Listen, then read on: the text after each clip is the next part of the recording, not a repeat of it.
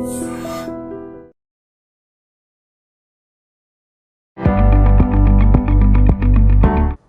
జుట్టు రాలడానికి కారణాలు చాలా ఉంటాయి, కానీ మోస్ట్ కామన్ కాజెస్ గురించి ఫస్ట్ మనం మాట్లాడుకోవాలి. లేకపోతే పేషెంట్స్ ఏంటంటే వేరే కాజెస్ గురించి ఆలోచించి ఏదేదో కొత్త కొత్త ఎక్స్పెరిమెంట్స్ చేస్తూ ఉంటారండి. ఫస్ట్ థింగ్ అండి, మీకు హెయిర్ లాస్ అవుతుందంటే మీ లైఫ్ స్టైల్లో ఏమైనా కొత్తగా చేంజెస్ అయ్యాయా, లేదంటే మీరు ఏమైనా ఎక్సెసివ్గా వెయిట్ లాస్ అయ్యారా, లాస్ట్ 3 to 6 months ఏమైనా వైరల్ ఫీవర్స్ వచ్చాయా, లేకపోతే ఒక ఫీమేల్ అనుకోండి మెన్స్ట్రల్ బ్లడ్ లాస్ ఎక్కువ అవడం కానీ, థైరాయిడ్ ఇష్యూస్లో ఏమైనా సఫర్ అవుతున్నారా, పీసీఓఎస్ లాంటి కంప్లైంట్స్ ఏమైనా ఉన్నాయా, ఇవన్నీ మనం చెక్ చేసుకోవాలి. ఐరన్ డెఫిషియన్సీ అండి, that is the most common cause and most neglected cause కూడా అని నేను చెప్తాను.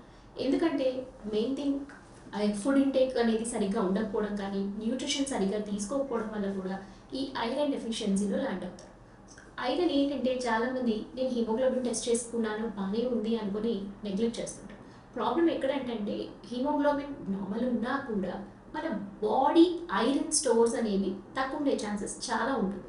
సో మన బాడీ ఏంటంటే ఈ ఫుడ్ హెయిర్కి కావాల్సిన ఐరన్ ఈ స్టోర్స్ నుంచి వాడుకుంటుంది. So that is the reason మన ఐరన్ స్టోర్స్ కరెక్ట్గా ఉన్నాయా లేదా చెక్ చేసుకోవడం కూడా చాలా ఇంపార్టెంట్ మన హెయిర్ లాస్ ప్రాబ్లంలో. నెక్స్ట్ అది కాకుండా అదర్ కాజెస్ యూజువల్ ఏంటంటే వైటమిన్ డి, B12 ఇవి కూడా రెగ్యులర్గా మనం చెక్ చేసుకోవాలి.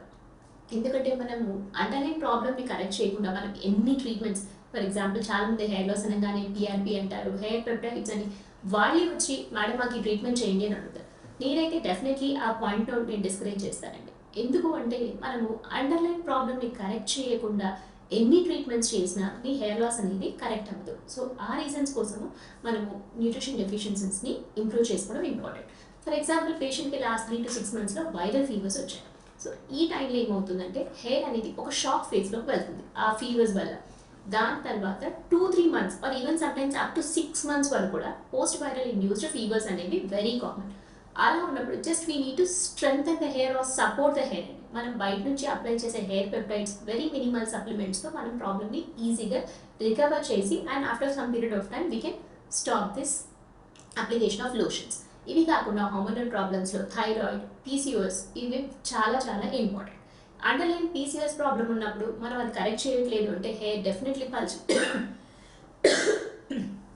హెయిర్ పల్చగా అయిపోవడం కానీ, వెనకాలకి పాపిడి ఇంకా వెడల్పు అయిపోవడం కానీ అనేది కామన్ సిమ్టమ్స్గా గమనిస్తూ ఉంటాం. థైరాయిడ్లో కూడా మీరు తీసుకుంటున్నారు మెడికేషన్, కానీ ఇన్వెస్టిగేషన్స్ అనేది ఫాలోఅప్లో లేకుండా డోస్ అనేది కాన్స్టెంట్ మెయింటైన్ చేయడము అలా ఉన్నప్పుడు అప్స్ అండ్ డౌన్స్ అయినప్పుడు కూడా మీకు హెయిర్ లాస్ అనేది ఎక్స్పీరియన్స్ అవుతుంది. సో ఈ మోస్ట్ కామన్ కాజెస్ కాకుండా stress, definitely stress is a very very important cause. And sometimes medications, కొంతమంది ఏంటంటే డ్రగ్స్ అంటే డ్రగ్స్ అంటే పర్టికులర్లీ రిలేటెడ్ టు కీమోథెరపీస్ కానీ, sometimes immunomodulators or disease modifying agents అంటారు. అలాంటి మెడికేషన్స్ తీసుకున్నప్పుడు కూడా హెయిర్ లాస్ అయ్యే ఛాన్స్ ఉంటుంది. అలా ఉన్నప్పుడు మనం ఎక్స్టర్నల్గా హెయిర్ని సపోర్ట్ చేయాల్సి ఉంటుంది. సో ఈ ఫ్యాక్టర్స్ అవన్నీ మోస్ట్ కామన్.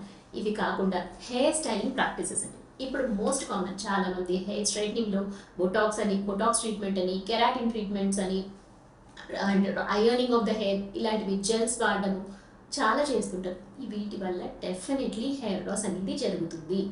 హెయిర్ లాస్ ఇనీషియల్గా ఫస్ట్ 3 months కనిపించకపోయినా ఈవెన్ ఆఫ్టర్ 6 months తర్వాత కూడా మీకు హెయిర్ లాస్ కనిపిస్తుంది. సో మీరు హెయిర్ స్ట్రైట్నింగ్ చేసుకున్నప్పుడు మెనీ టైమ్స్ ప్లేసెస్లో వాళ్ళు ఏం చెప్తుంటారంటే మేము చెప్పిన షాంపూస్, కండిషనర్స్ వాడితే హెయిర్ లాస్ జరగదు అంటారు. కానీ అది నిజం కాదండి. ఒక హెయిర్ కర్లీగా ఉండడానికి రీజన్ ఎక్స్ట్రా బాండ్స్ అనేవి ఉంటాయి. ఈ మెథడ్ ఆఫ్ హెయిర్ స్ట్రైట్నింగ్స్లో యూజువల్లీ బాండ్స్ని బ్రేక్ చేయడం జరగడం వల్ల హెయిర్ అనేది ఫ్రెజైల్ అవుతుంది. సో ఆ రీజన్కి హెయిర్ ఫాల్ అనేది ఖచ్చితంగా జరుగుతుంది. సో మనము ఖచ్చితంగా మెంటలీ ఒక ట్యాగ్ లైన్ లాగా ఇది కంటిన్యూషన్ అనమాట. హెయిర్ స్ట్రైట్నింగ్ అయితే హెయిర్ లాస్ ఉంటుంది. సో ఆ మినిమం హెయిర్ లాస్కి నేను మెంటలీ ప్రిపేర్డ్ ఉన్నానా లేదా అనేది మీరు చెక్ చేసుకోవడం is definitely very important.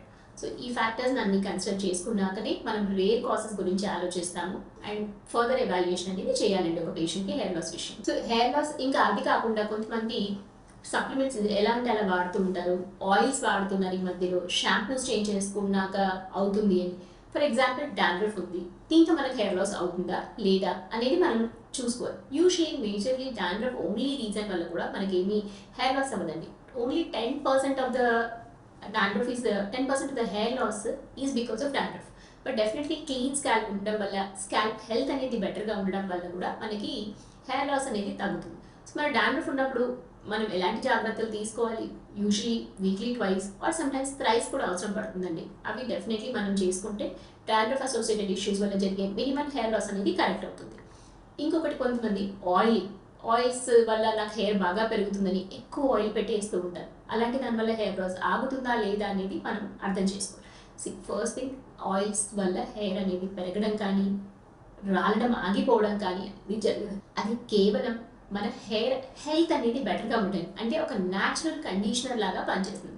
So oils change చేయడం వల్ల మనకి హెయిర్ అనేది బాగా పెరుగుతుందనే అపోహలో మాత్రం ఉండకండి.